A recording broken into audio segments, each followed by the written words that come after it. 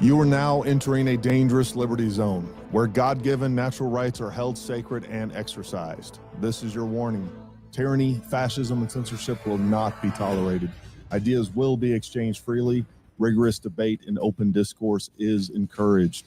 If you are weak and your beliefs are fragile, you should leave now. Prepare yourself. We are now live on the Dangerous Liberty Podcast.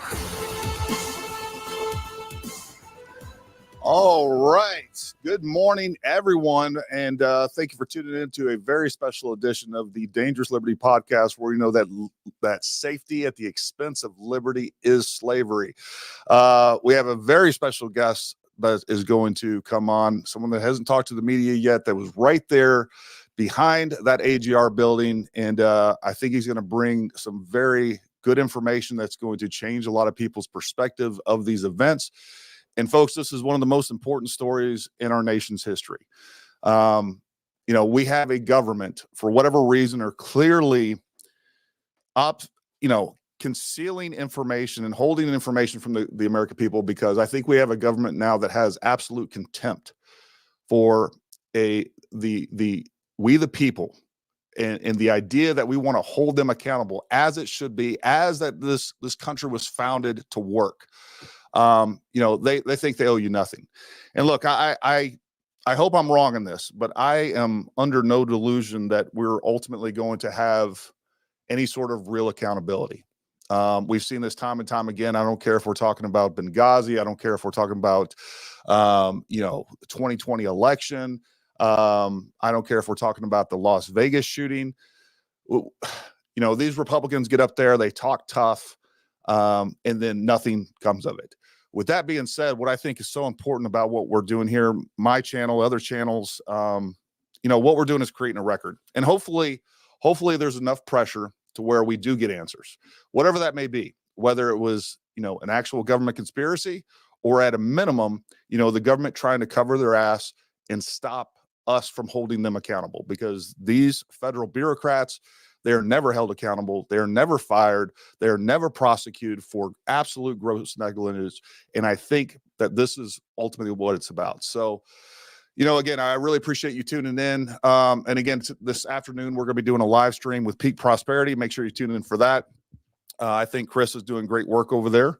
I think we differ on some things, but that's good. I think us teaming up together is going to bring more resources, more eyes on this issue, and we're going to do what we can to get to the truth. And I think that's what's really important too, is us looking for the truth, not getting stuck on or married to one theory or another, but make sure that we go where the truth leads us. And I would actually ask of you people out there doing the same thing.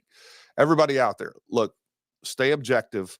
Don't look for evidence that's going to point you to what the outcome that you think has happened or you hope happened or whatever it is. Like, we got to stay objective. We got to stay clear-eyed and pursue the truth, not, the theory that you like. So we'll just keep it at that. If you haven't already, make sure you follow us on other social media, YouTube, obviously Rumble, Instagram, Facebook, and X. All those links are down in the description below. And also, if you'd like to support us, we do have our Patreon link. With all that being said, the way that this is going to work tonight, we're going to bring Kurt on here in just a second. I'm going to play a quick video that shows you his perspective. But we're going to talk. He and I are going to talk. And then toward the end, we're going to open up the floor to and make sure that you guys get in here and ask him questions too. This is your interview. I will say that any of the super thanks, if you guys do that, we'll definitely give you priority. We appreciate your support on this channel. This stuff ain't free. We put a lot of time, a lot of effort into this, and YouTube demonetizes almost all of our videos, just so that you're aware, because normally we're doing 2A content. We've never been a big fan of YouTube. And as soon as we get Rumble a little more popular, a little more user-friendly, I'm happy to dump YouTube altogether. But continue to share, like, subscribe, hit that bell icon, all those good things. Now they got all that self-promotion out of the way. What I want to do, folks, is actually I'm going to show you a quick video from Kurt's perspective, and then we're going to bring him on. I'm going to let him introduce himself and share his story.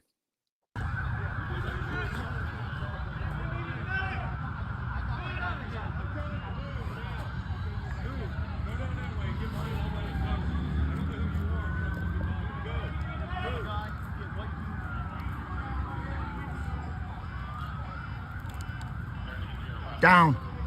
All right, threat 1 is down. Threat 1 is down. What do you got? Threat 1 is down. You got visual?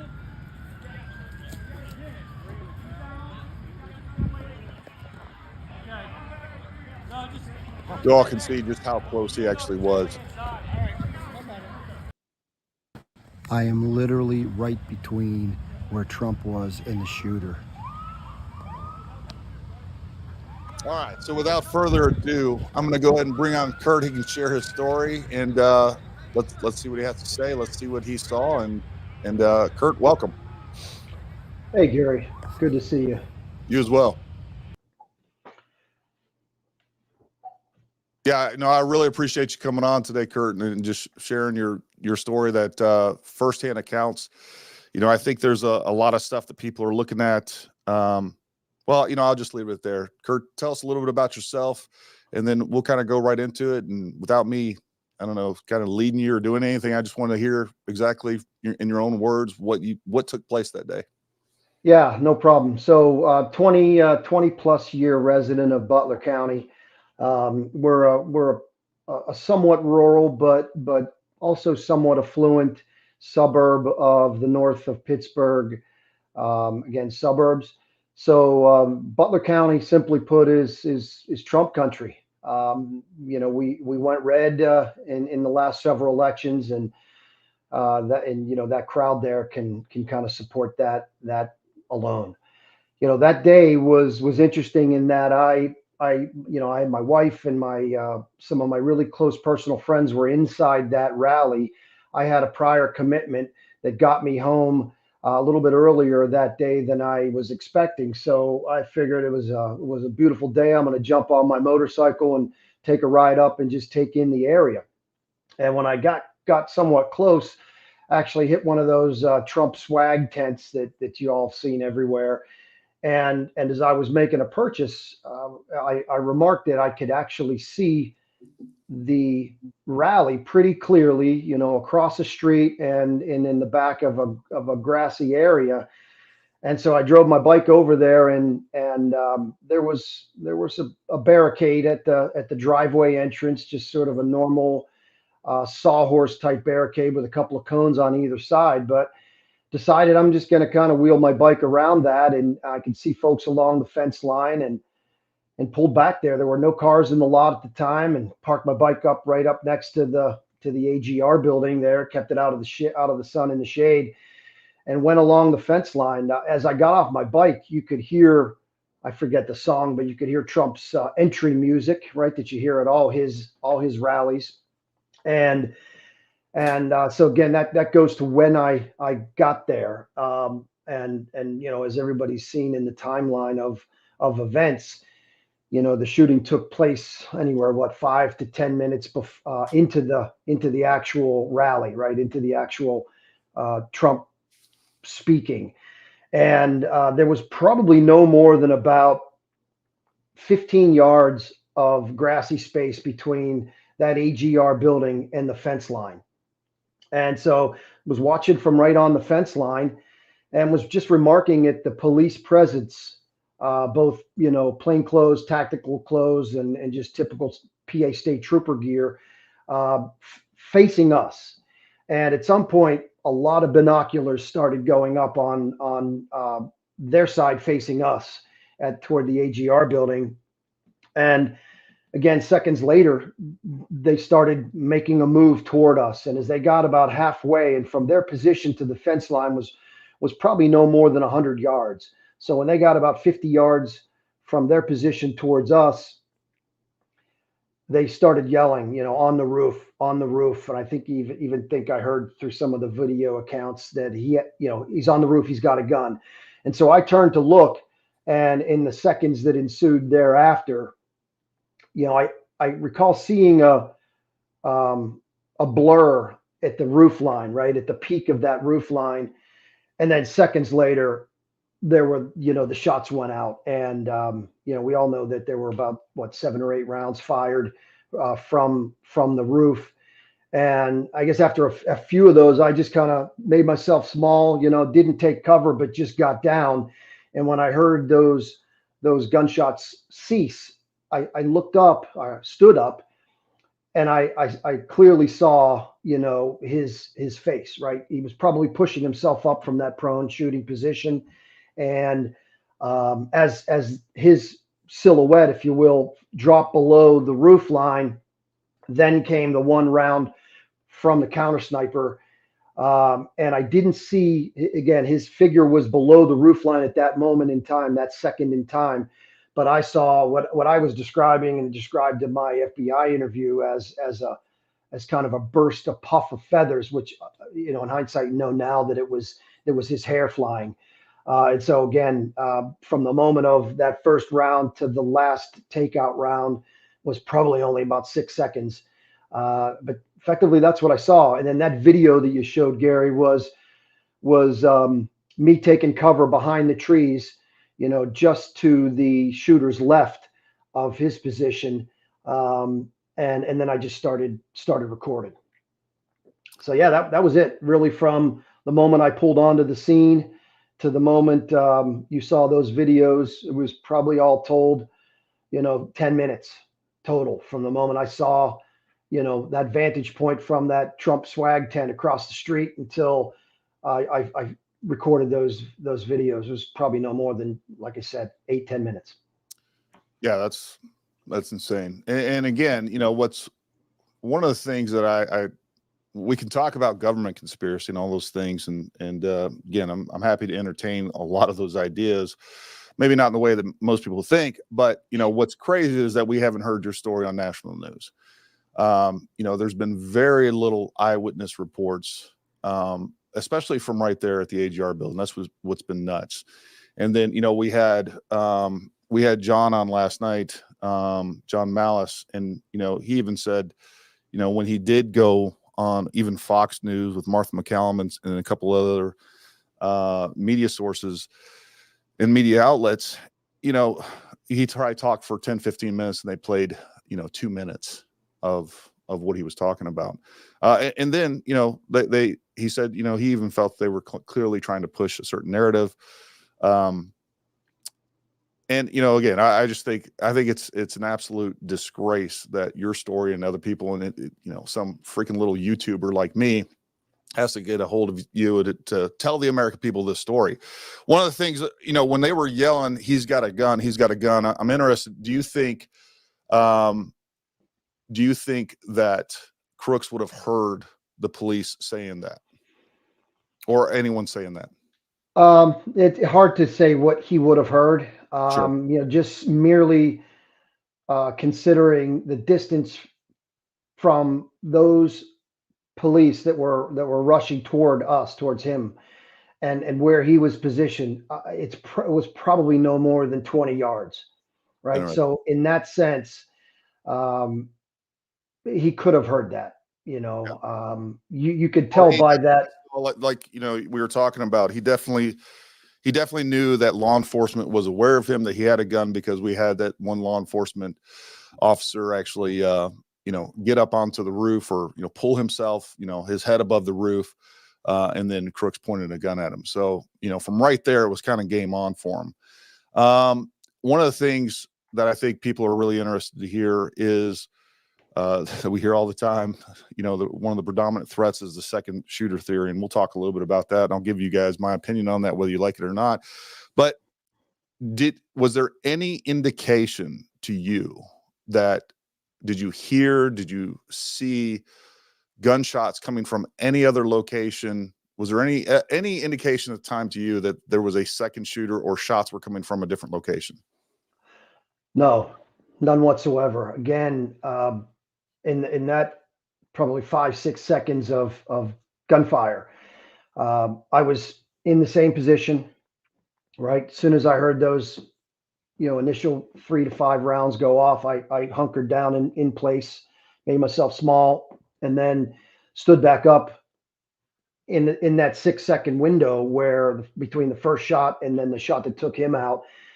I saw muzzle fire, or a muzzle flash, right? Heard that muzzle fire, and I didn't hear anything come from another direction. Now, in that video I showed, and others you've seen from that same perspective, my perspective, you saw law enforcement up against the window or up against the building, you Yeah. know, kind of sheltering themselves from the window. There was a lot of discussion about, you know, either he's in the window or watch the window. You know, I saw nothing. I mean, they were closed windows, right? It wasn't even an ajar window, let alone an open window.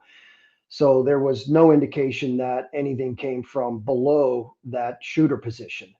You know, I've seen and heard on your channel and others, you know, assertions that somebody was on the water tower. Saw no evidence of that. I thought your coverage of that was particularly good, given the railing measurements and kind of taking that same scale to the whether that's an antenna or whatever that structure was on top of the water tower. Is Um, a vent. yeah, yeah. So no indication that anything came from there. I will say that it was either when I was in the tree line or when we were told we were told to take cover in those police cruisers at one point after that time where I shot that video where they thought that there was still there could be you know, somebody inside that building. They put us for our own protection inside those police cruisers, and I heard on the radio both discussion about evidence found inside, fresh blood in a bathroom was what I recall. And then there was also chatter about the water tower, right? That they, you know, investigate the water tower. There's somebody around the water tower. I'm not saying that there was somebody around the water tower. I was saying that there was chatter that there, I guess, could be somebody around that water tower. Yeah. But again, Well, to your question, no evidence that there was another shooter that I. Now, were you close enough, or, you know, when you were looking, I don't know if your head was down or whatever else, but did you see actual muzzle flash or anything like that? Yeah, I mean, it was obviously a bright day, right? A bright sunny day. That's a white roof, you know, on a you know, somewhat bright white blue background. And again, in the split instant in time, I saw a muzzle flash, right? I mean, it wasn't dark, it wasn't twilight, so it was bright daylight. But And you're pretty it much was unmistakable. directly in line with the muzzle. Yeah, I was probably no more than 5 degrees off his target line. That's You know, interesting. just to what I would say would be his left. So from, you know, from your perspective, I think it's safe to say at this point, from everything, every indication is, you know, he got off 8 shots. You feel like every single one of those 8 shots, from the first 3 to the last 5, you feel like, well, let me ask, did you see those? Do you feel like it was clear that they was coming from him, between muzzle flash and sound and everything else? Yeah, I mean, I clearly saw and heard, you know, multiple rounds fired from that roof, from that weapon that I saw that flash come from. You know, you try to convince yourself of this or talk yourself out of something else. I'm not going to try to do that. As far as unequivocally 8 rounds I saw and heard, I can't say that, right? Sure. Because it just happened so quickly. But because, you know, what I've seen since that day, again, particularly in your coverage with the sound waves that accompanied the, you know, the sounds of those rounds being fired, and the time at which they were shot, I'm sure they were all 8, Well, or at least I believe they were all 8. I can't be sure. so, let me think. You know, the one of the prevailing theories is that we have, you know, a trained sniper, or at least someone else, shooting the first 3 rounds, and then basically we have Crooks acting as a patsy to basically cover his exfil, his exit, right? I'm curious, did you see? And I know why, while this is going on, you're not counting rounds. You're not saying, oh, there's 3 and then there's 5. And I completely get that. Did you feel like that you saw at least, you know, muzzle flash from the first 3, and then also at least some sort of muzzle flash from the subsequent 5, exactly from that location? It's interesting the way you framed that sort of lead into that question. As I'm thinking about it and listening to what you were again framing, there's no question in my mind that those first 3, right, which were pretty close to each other, and then there was a brief pause, and then the burst of several more. I heard both sets of shots and saw flash from both sets of shots, right? Whether it was exactly 8 that I saw and heard, I can't be 100% sure, but based on what I've seen in the coverage and what I've heard, yeah, I mean, I'm 95, 98+% sure that all of those came from that position. And look, I kind of tend to agree with you on, certainly the negligence that was evident on that day. Whether there's another shooter, I mean, I'm not going to go there. I have no reason to believe there was. I have more reason to believe that there was not, again, based on what I saw and heard personally. And then again, supporting information that I've seen since then, that kind of reinforces what I remember seeing and hearing, leads me to believe that all those shots came from that same shooter. Absolutely. Interesting. Yeah. I know not everybody was here during the introduction. What we're going to do, I'm going to continue to talk to Kurt at the end of this, or towards the end. We'll definitely make room for you guys to ask some questions. And again, if you guys want to prioritize your question, there's over 1,300 people on this right now. Again, a super chat, we'll make sure that we get you in there. We'll prioritize that, but we also will try to get other people in there that are just asking questions. But kind of want to get through, again, just talk to Kurt and we'll get to your questions. The other thing is, be respectful over in those comments. If you're going to be a jackass over in the comments, I'm put you in a timeout. And then if you come back and they're still a jackass, you're getting banned. It's just simple as that.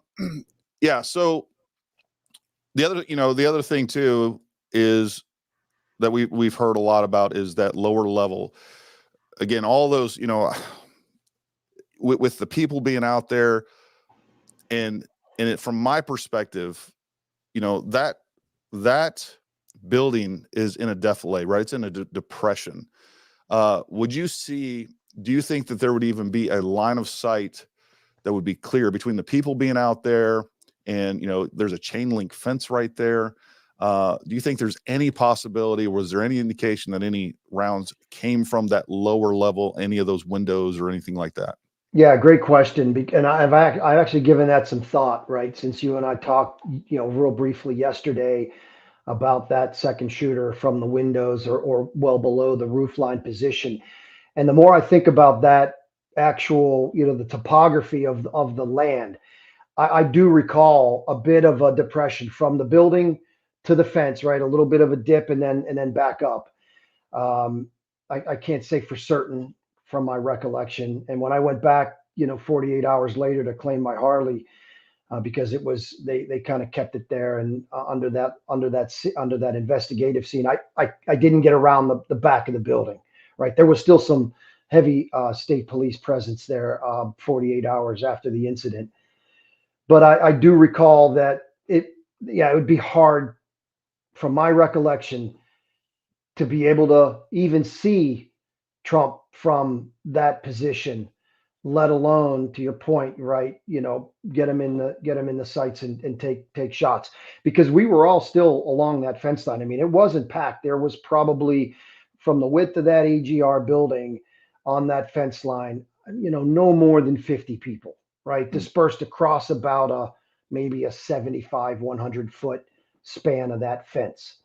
And then to the side where I was, which was, toward that parking lot side of the building, there were a few more people, right, compared to the other side of the AGR building, the opposite of the parking lot, because we could see straight through. I mean, I could literally see Trump's figure. Oddly enough, it was people were asking, how can you see him? And there you saw a red combine, right, farm tractor, if you will, on what would have been his stage right. And right where the chute of the combine, points down, he was directly below that, right? So it was a really clear way to say, he's right there. But again, we were, standing up. So I'm 5'10", and presumably slightly up from upgrade from where the building would have been. And so, and I could just see him, right? Just see him over the crowd and below that combine chute. So the idea that that angle from a window and getting a shot there. I mean, I'd love to go back and look from that perspective, but of course, everything that was at the fairgrounds, right where the rally was, is gone. So you really can't even orient yourself other than those three buildings that were in the back of the stage. But yeah, Now, I don't think you could have seen them from there. no, I definitely plan on going back up there. I want to make some contact with some of the local Butler, whether it be sheriff's office or PD, and actually go up to the roof, take a look at that. I'd love to, hopefully we can coordinate where we can meet up there and you can kind of talk us through on site, what happened. Sure.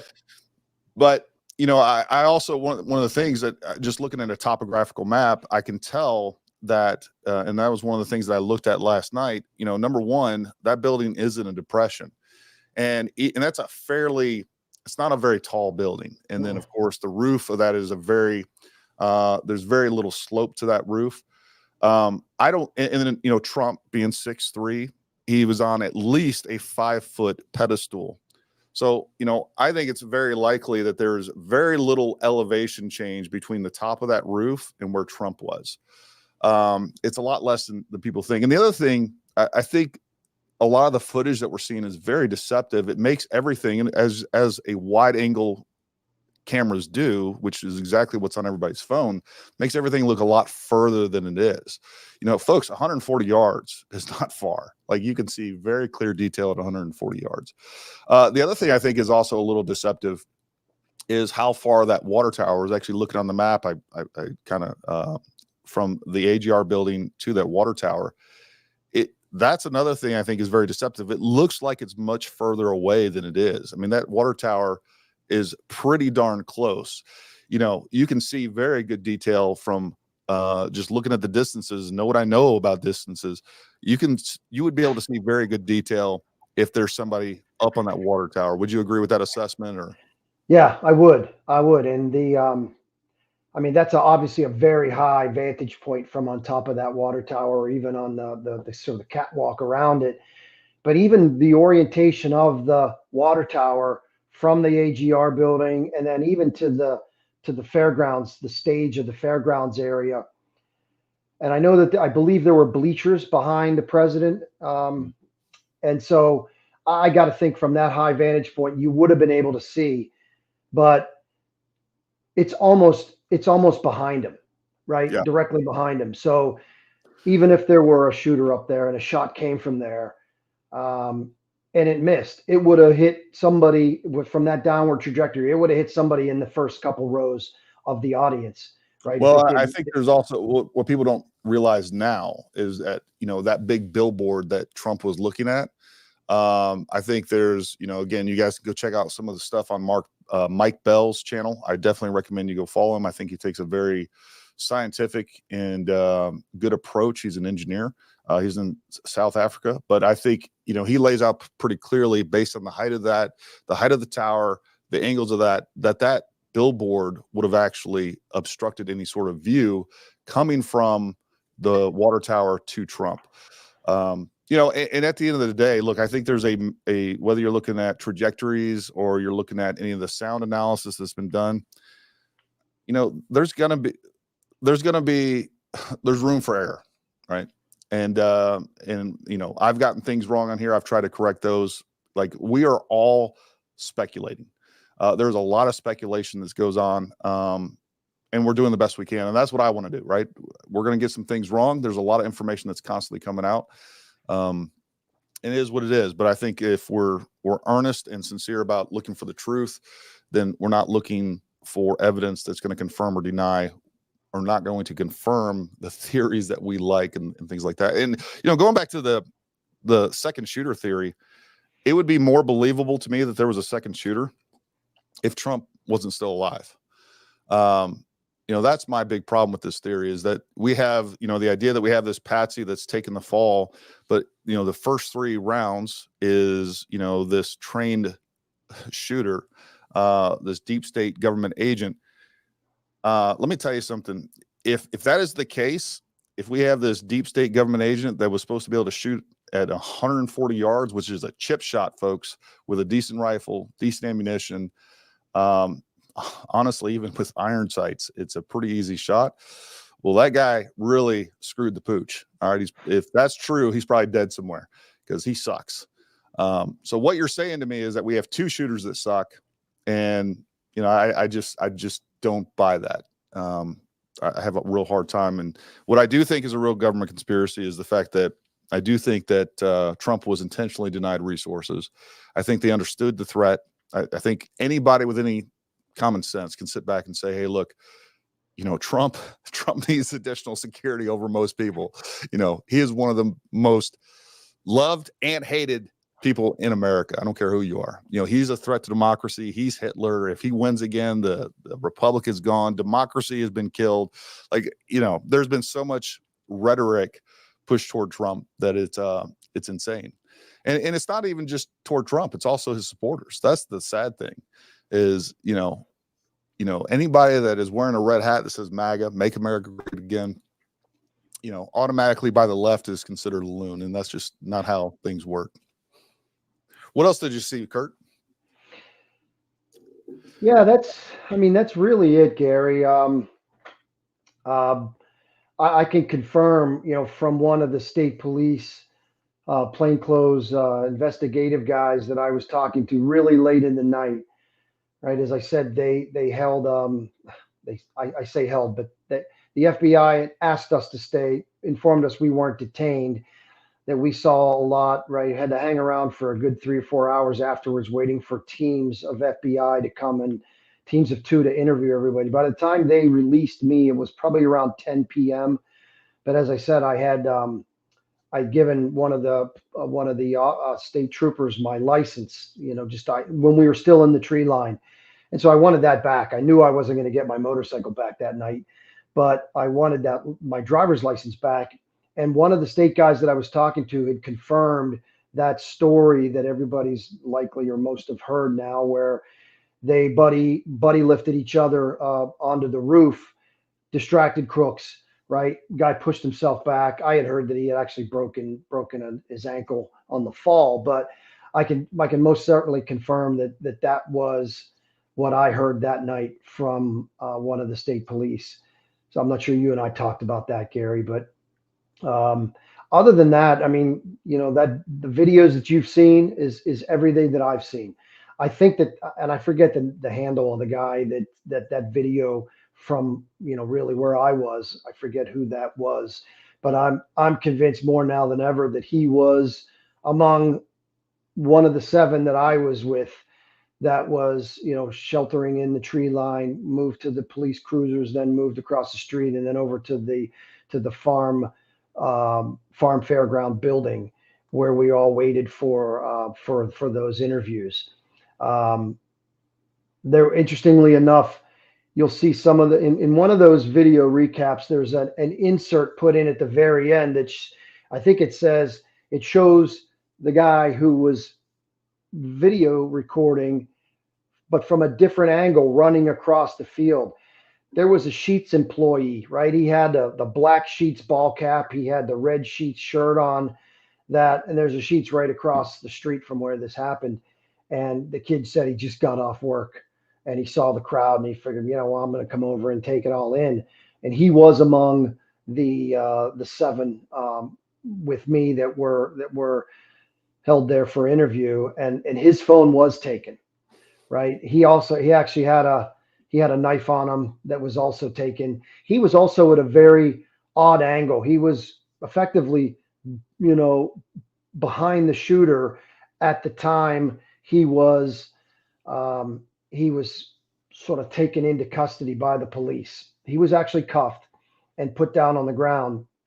I think because he was recording, you know, the law enforcement and, you know, that was standing above the deceased crooks, right? And it was almost like, you know, what are you doing in that position? Now, meanwhile, the guy just ran for cover when the shots were fired. Everybody pretty much scattered. I stayed in those tree lines. For what reason, I don't know. I just stayed there as opposed to running away. But that guy, I think because he ran away kind of behind the scene and kept recording, he was a lot more suspicious than those of us that were just hunkered down in the trees, like almost like maybe he could have been part of, you know, with the shooter, Right. right? Almost recording the shooter from behind. But again, that kid was in the tree line with me at the very beginning and then ran.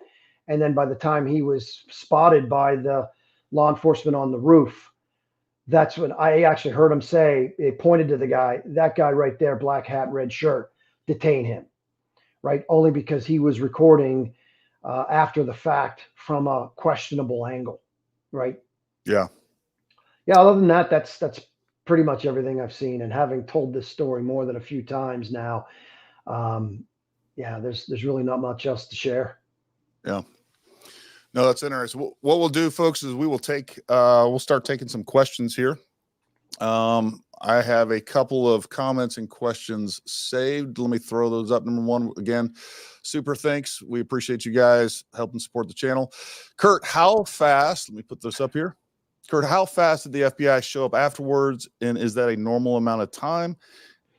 Excuse me. And did they try to confiscate everyone's phone footage? Yeah. So, I mean, I think there were, I mean, I know by the time I made it to the farm building, right? That had to be a good 35 to 40 minutes after the shooting. And there was an FBI agent. He had introduced himself from the Pittsburgh field office. And he was the one that, you know, really clearly stated from the onset, you're not being detained, but you guys were, you know, clearly you saw something. You wouldn't be here otherwise. Kind of invoked patriotism, right? You know, we'd like you to stay, be a patriot, you know, let us interview you so we can understand what you saw and heard. And please don't talk to each other while you're in this holding room about what you saw, because, you know, what person A says can influence what person B remembers and vice versa. So now I will tell you that it was probably a good 2 hours after that before I'm recalling about 3 to 4 teams of 2 FBI agents each that were conducting the interviews, right? So somebody would come to the doorway and say, you know, how about you? Can you come with us? And then, you know, I know from my own interview that they just brought me outside, you know, away from distraction and away from others being interviewed. And there were 2 people. One was asking questions, and the other was, you know, observing and writing down answers. And it was just the typical stuff, you know, what's your name, date of birth, where do you live, and then what did you see? And that was it. There was very little sort of Q&A, right, back and forth, other than please tell us what you saw. Interesting. So, you know, how long did it, you know, so again, the time in which it took multiple FBI agents to arrive at that building where we were, you know, waiting was a couple of hours. And I think that they were just calling in people. I know from talking to the state law enforcement, really mainly so I guess they would have been detectives, investigators, because they were in plain clothes. Those guys were talking about coming from all over. You know, they weren't just from the Butler barracks. They were from all over Western PA. And additionally, I mean, I don't know. I think every possible uniform law enforcement was on that scene, because I saw, you know, parked police vehicles, right? And I saw several different local borough jurisdiction vehicles, and then of course state police and several different federal agencies represented there. So yeah, that's it. Not a long time. FBI was definitely on the scene before I got to that building, but enough to be there to conduct all those interviews in a timely process. I think there were probably about 15 of us that were in that conference room waiting, and about half and half from where I was over at the AGR, and then the other half were from inside the rally. Interesting. I want to throw up some comments and kind of address some of the stuff that's kind of being said. Radio chatter said Overwatch was on the tower on body cam from roof. Look, I kind of know what you're talking about in there. What people need to realize is that Overwatch, that term, is used as both a noun and a verb. Very commonly used both in the military and law enforcement. When we say, hey, I have overwatch on a target or a threat, meaning I have eyes on that, I'm looking at that. That does not necessarily mean that, hey, we have people in a position on the tower. There's absolutely no evidence of that whatsoever, folks. Like, there is plenty of footage now that shows clear footage of that tower. I played it. There's nobody on that tower. There's no indication of anybody on the tower. There's nobody that saw anything on the tower. I keep hearing about these crazy things, like there was a zip line on a tower and people saw somebody zipping down. Like, folks, I really believe that there is a government push for disinformation. If you understand how the intelligence community works, look, I think it's a state-sponsored effort to delegitimize this entire conversation so that anybody, whether they're a politician or the person on the street, starts talking about any sort of theory, it is automatically shut down because people are believing stuff like this that we have no evidence for. And speaking of which, this is another one that really irks me. The first shot was dead on. No, it wasn't. It missed him. Nicked him on the ear. Only missed due to the last second hit turn. Okay. Second shot hit the chest. Folks, there is most protectees. Matter of fact, okay, most protectees are not wearing any body armor. If Trump was wearing body armor that day, it would have been soft armor. All right. That is called level 3A. All right. It is not going to stop a rifle round. Those are for pistol rounds only. Clearly he wasn't wearing plates. He wasn't wearing a level 4 body armor that is going to stop any sort of rifle round, much less there's a good possibility, because it's one of the most prolific types of 5.56 or 223 ammo out there, that, this shooter was using M855 green tip. So it's a penetrator round that would zip through any sort of body armor, soft body armor out there. Agent's name is Greg. Greg shot the first 3 rounds. Well, Greg sucks. All right. So if that's true, look, folks, I can tell you right now, at 140 yards, it is absolutely possible for a target to get lucky and you might miss a shot. Look, I'm a former sniper, former Green Beret, been on hundreds of sniper and recon missions, did 4 combat tours. I'm telling you right now, the idea that, snipers are always one shot, one kill, that's not true.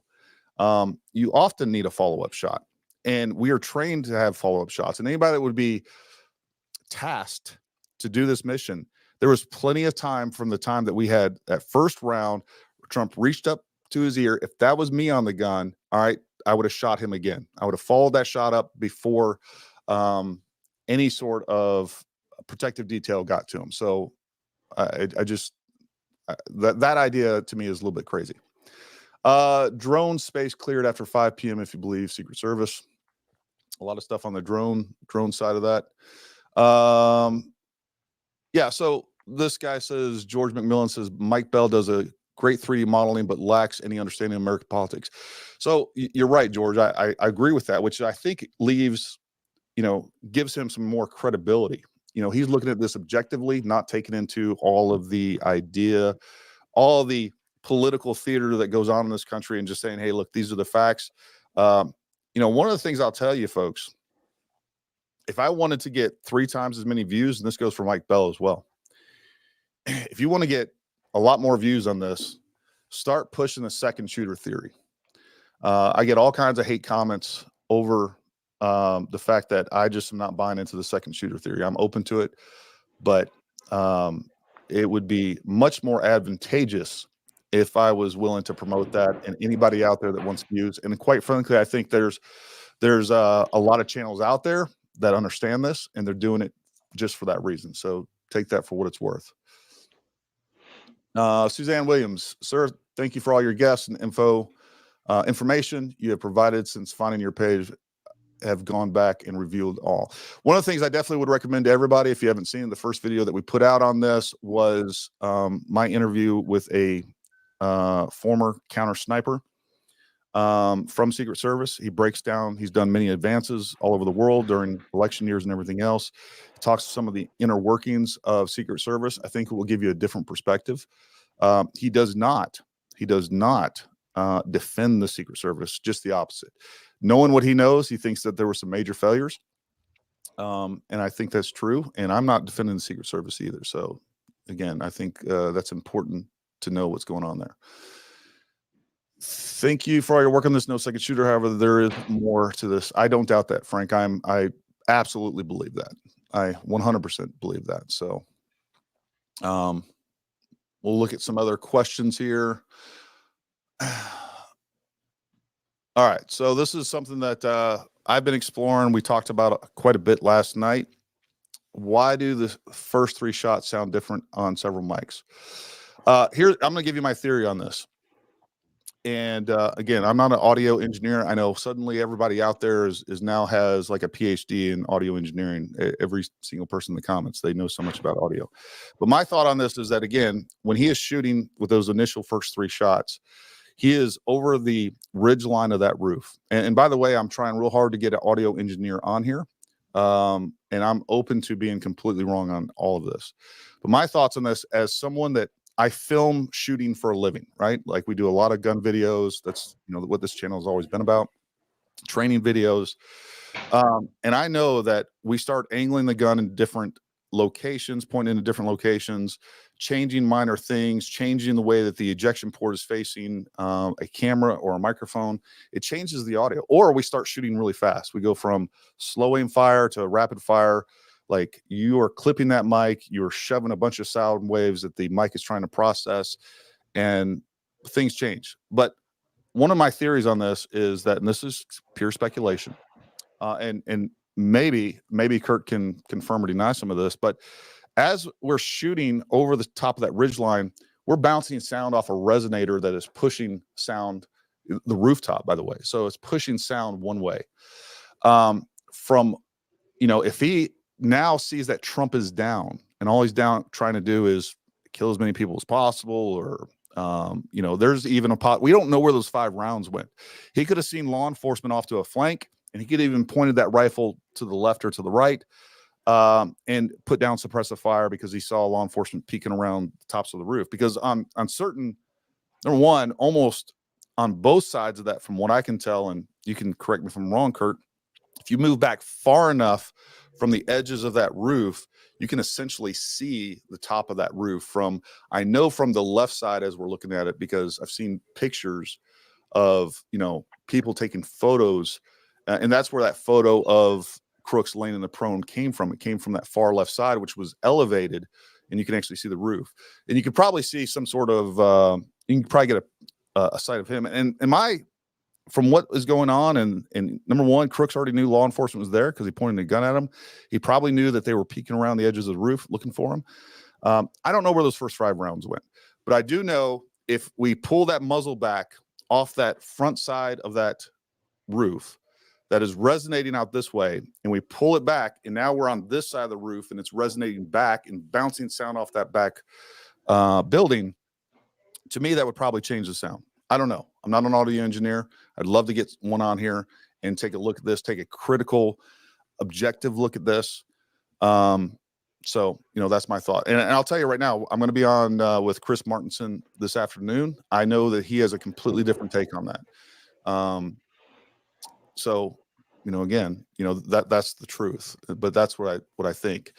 I think we need something more than just audio to come to a conclusion that there is more than 2 shooters. I think there's probably some error in the audio analysis that we're not seeing, but again, I don't know.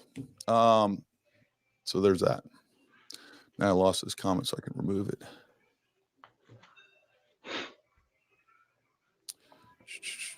There it is. Oh, and I actually wanted to ask you that, Kurt. Did you see, or did you have any indication that the first 3 rounds, did it look like the rifle was in a different position from those other follow-on 5 rounds? Excuse me. Yeah, I don't know. I can't recall, and I would say I don't think so. Right? Just again in hindsight, based on the time from the first to the, I guess, the 8th, right? Setting aside for a moment that last shot that took him out, it was so quick that if there was a position change, it was probably subtle Yeah, at most because it happened so quickly, sure. right? And I think I was, if I'm thinking back on it, I was probably already kind of getting down during the probably the second burst, right? Because the first burst, the first two or three would have been, I don't know, seconds, right? Couple, 3 seconds, probably less than that. And then at that point, I was just getting down, getting small. And then when there was a stop in the firing, that's when I kind of stood back up and took a look up. And that's when I saw him kind of, again, appear to be pushing himself up, saw pretty much just his face. And then he kind of retreated back below that roof line. And then I saw the hair kind of impact, if you will. So yeah, I can't say that there was a position change, but if there was, it was no more than, inches, if not less than a foot.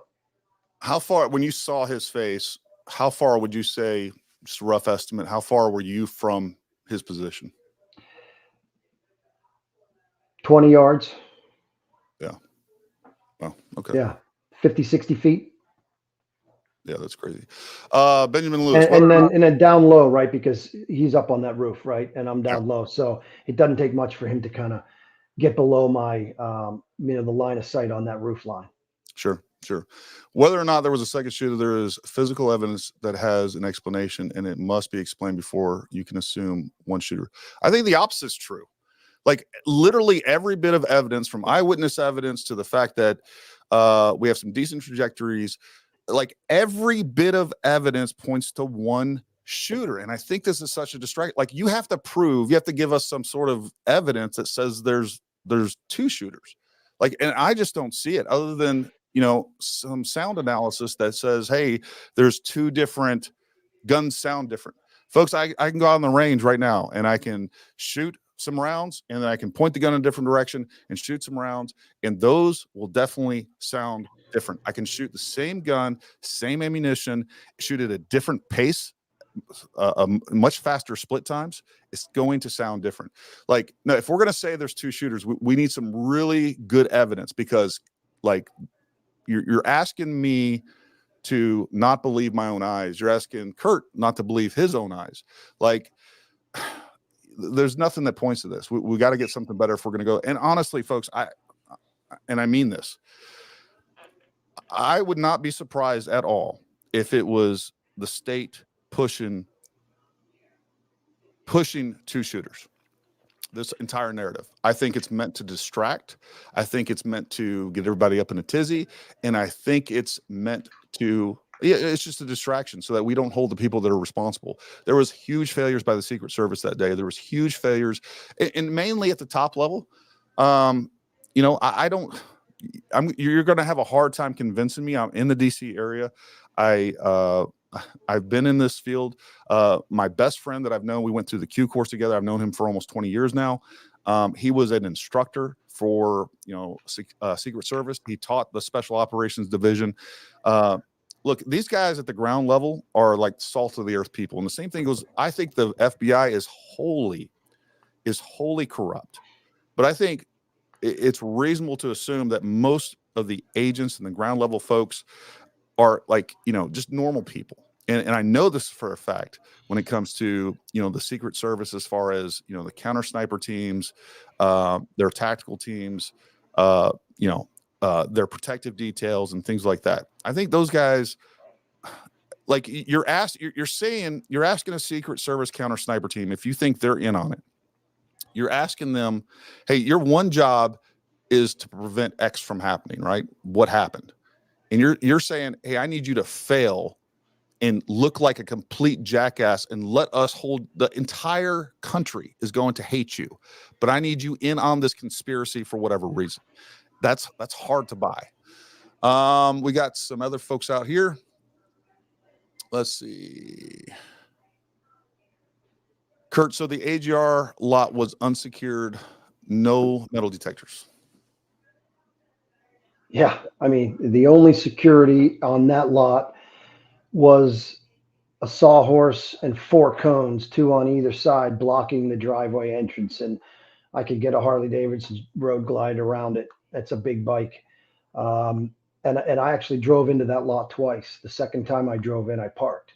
First time I drove in was first pass through the area, and I saw that there was nobody along the fence line, at least that I could see at that moment in time. And it just felt odd that this space right close to the, to the fairgrounds area, granted with a fence between it, was empty at that point. So I pulled out, went looking for somewhere else. That's when I went to that Trump swag tent, and then noticed the view across the street, across the lot. At that point in time, maybe 15 minutes later from the first entrance of the lot, I then saw people on that fence line, right, watching. And I'm like, wow, that's a good little vantage point, right? There's some trees, some shade. So I drove back out. At that point, had that flag draped over my neck like a cape. But I pulled back into the lot, right? And no cars, no more cars there. There were no cars, just like the first time, but there were a lot of people back there. So that's when I just pulled up in the shade, got off, and his walk-on music was being played. So I knew that he was about to start his speech. And but yeah, back to the question, zero. I mean, and I didn't even see any law enforcement on the perimeter, like walking around the building. I mean, I think if they were, they would have been like, "What are you doing? There's a gate there, or there's a sawhorse there. What, you can't be here. Turn around." Which I would have turned around. I would have tried to park across the street and then walk across to kind of view where others were viewing from, Sure. but no security whatsoever, and that's a shame. There's been a lot of comments and a lot of questions about, I guess there was a guy out there earlier. I think it's, John from last night was saying that he looked on Google Earth and found his truck in the parking lot of the AGR building. So I'm assuming, it's assumed, I think at this point, that he worked there. But did you see that guy that was trying to get everybody off the property? No, I didn't. And I saw that recording as well. With Seemed that, like that was like an hour prior to from yeah, Dave's exactly. timestamp. Yeah. Right. Yeah. I think he was supposed to go on at 5:30, and thinking back about when I got home, and I'm about 25 minutes from those fairgrounds where I live. I just I charted it on the map app, and it's like, wow, okay, he's going to get on around 5:30. It was about 5 o'clock. Like, I could probably get there just about the time that he starts. I didn't expect I was going to get inside, nor was I going to try. It was just kind of be around the area. Sure. Taking the scene. And that's when I kind of, again, the whole tent thing and seeing what I saw in terms of a good vantage point with easy access in and out. That only then was I sort of resigned to the fact I was going to actually be able to see the actual speech. Any excuse to take the bike out, right? Amen. Yeah. It was hot, but at 50 miles an hour, you could cool down. Yep. Justin Wright says, thank you for the quick instruction on how the 5.56 goes through the parabolic arc during flight. It has made total sense to me. The arcing effect is something I remember as if it was yesterday from Fort Sill. So I covered that yesterday. I talked about, the difference between point of aim versus point of impact. I had a very sophisticated high-tech freaking chart up that I put together right before the show, but that is true. So, if you're aiming at a target about 150 yards, typically what you're going to see is a point of impact that's going to be 7 to 12 inches higher. So, I think that is what ultimately led to the miss. Even at 140 yards, most people are going to be aiming for a headshot, especially not someone without a magnified optic. So, and there's lots of reasons we as snipers and everybody else, unless we're really close, 100 yards and then, you're typically not going to be aiming for the head because it's a bad idea. The head moves, and sometimes you even turn to look at a chart and it'll completely miss the flight of the bullet. So yeah, I think he was aiming at his chest, and it was up by his ear. That's my supposition. Help answer whether anyone heard the female yelling "crooks." What are you doing? Get down. A lot of people surmise she was yelling Ross. Try to clarify either way. Got any intel on this, Kurt? I didn't hear that. There's all these weird, there's all this weird new stuff that I hear all the time that, and I guess we should expect it, more details to come out, but things like this that, seems yeah, strange. a lot of that angle and a lot of that, audio and video from that. It seems to be coming from that other side of the building, the opposite side I was on, away from the parking lot. So, and I mean, that's where we've all seen the footage of him sort of, crawling up the roof. Yeah. It was from that backside, where I was definitely on the front side. This is a comment that is near and dear to my heart because, well, remember the magic bullet theory that came out suddenly around 2000 for the Kinney situation. Look, I'm going to expose my own tinfoil hat. Look, I think it's 100% in my mind that, Kennedy was killed by elements within our government. That's just my thoughts on it. I've looked into this a lot. I love conspiracy theory. And I'll be honest with you, when I first saw what took place in Butler, the day of, that's immediately where, I mean, this looks like Lee Harvey Oswald all over again. I will tell you that. I think ultimately what it ends up being is I think there was some and look, I am not willing to dismiss the possibility that we had people within our government aid, assist, and possibly even help, crooks. We saw what happened in Michigan with Governor Whitmer. That is a possibility. I don't think a second shooter is a possibility at this point. That's just where I stand on that, and I just want to be honest with everybody. Thanks for that, Camille. We appreciate that. Let's see what other questions we got on here. Normal people don't practice killing. That's true.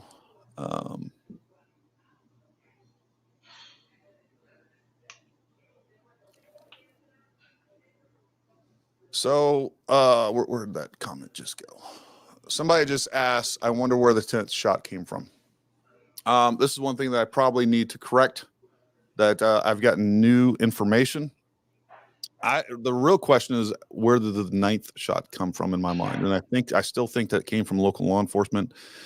But I wrote in my video, and I was wrong on this, given new information, or I think I was wrong, that I said that the 9th shot, which would have hit him in 5.9 seconds, was from the counter sniper team.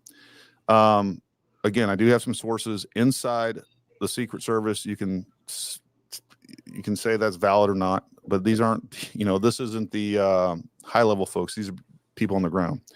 I got confirmation again yesterday. I've heard it before, but got what I feel like is pretty solid confirmation that makes me wrong, that the 10th shot was Secret Service, that they actually took that shot in what comes out to be 15.9 seconds. The information that we got prior to was that shot, or the shooter, was neutralized by the CS team in under 8 seconds, which put that in the window of the 5.9 second suppressed shot that we hear. I think that's incorrect, and I think they got that timeline wrong. They said they only took one shot, and it was the 10th shot that actually killed him, which lines up with exactly what Kurt is saying, because he's saying he took those 3 shots. He heard another 5. Did you hear that 9th or suppressed shot, Kurt? Do you remember? I don't. I really don't. I mean, again, it was just all. I'm sorry.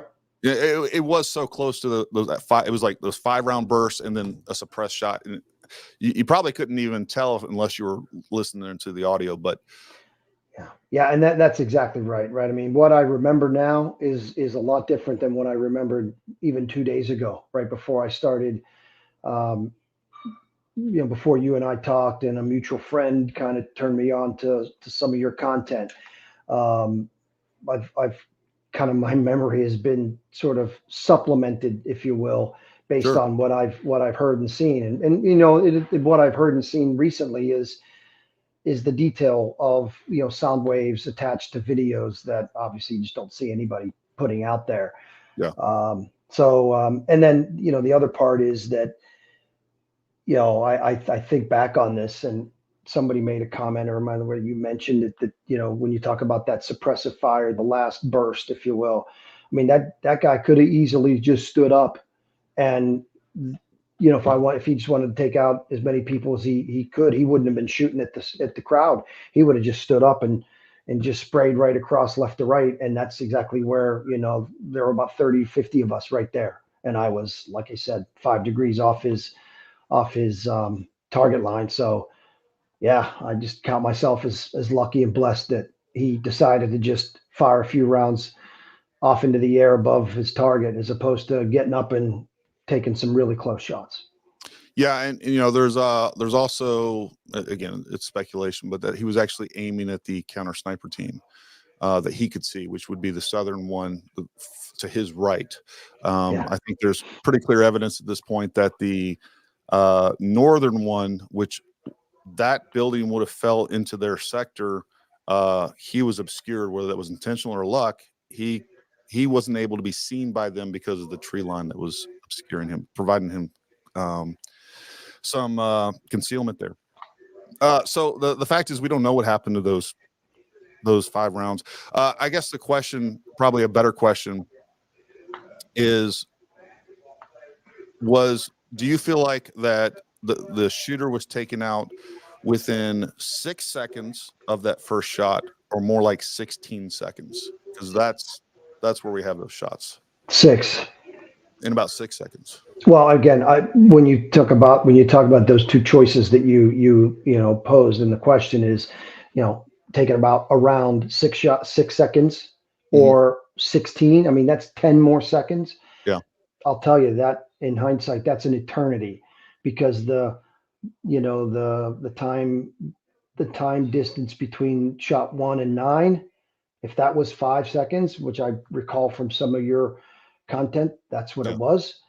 That, in my recollection at this point in time, was a long time, right? So adding another double that time, right? More than double that time. Well, I was up and recording by then. So he shot, you heard those 5 rounds in that second burst, and from there you saw him start to get up, right? It was after that second burst, because I mean, I would not have stood up. I mean, again, because it was 6 seconds. First couple of pops, right? I saw the flashes, and then I just kind of got down. And then I'm sure, because of not only the retrospective knowledge of the time it would have been after the 3rd and before the 9th, right? That's 4 seconds. It's not at all outside the realm of reality that I would have been crouched down for 4 to 5 seconds.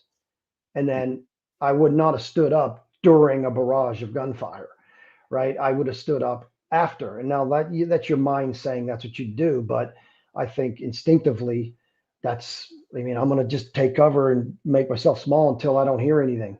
Right. And then I didn't hear something, and I would have stood up. And then, again, it's seconds from the moment that I stood up that I saw him kind of come up over the roof line and then retreat over the roof line. I mean, it takes me 8 seconds to describe that, but it happens in 3 seconds.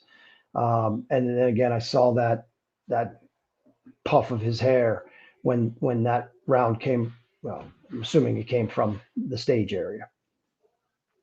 Yeah, that's interesting. The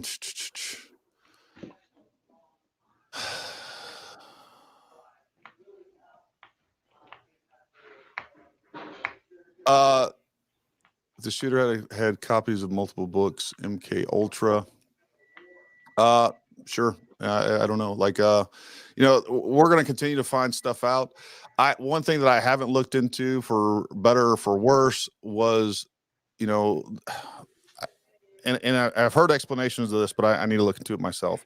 People are talking about all these overseas accounts, and having millions of dollars and things like that in them. I've also heard a good explanation that there was some encrypted, basically some gaming accounts that those are getting confused with. I don't know which one of those is true.